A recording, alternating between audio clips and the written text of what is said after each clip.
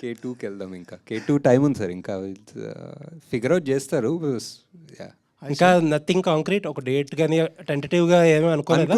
అనుకున్నాం ఒక డేట్ ఉంది, ప్రెప్ అంతా నడుస్తుంది, బట్ ఎవ్రీథింగ్ ఈజ్ మూవబుల్ కదా, depending on.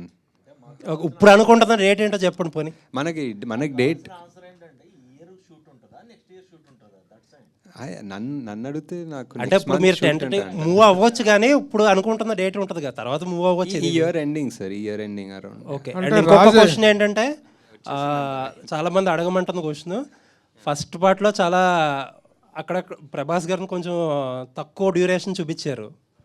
How it will be in the second part? ఎక్కువ డ్యూరేషన్ చూపిస్తాం. బాగా మోస్ట్ ఆఫ్ దిట్ వస్తుందా? అది కాదు, డెఫినెట్లీ. అంటే బికాజ్ డ్యూరేషన్ అని కూడా కాదు, but it was first part was చాలా. ఇప్పుడు ఆ మహాభారతం సెటప్ చేసుకొని, ఇప్పుడు సుమతి క్యారెక్టర్ ఏం చేస్తుందో చేసి, అశ్వత్థామ అనే అతనికి క్యారెక్టర్ అంతా చేసిన తర్వాత ఇక్కడికి వచ్చాము.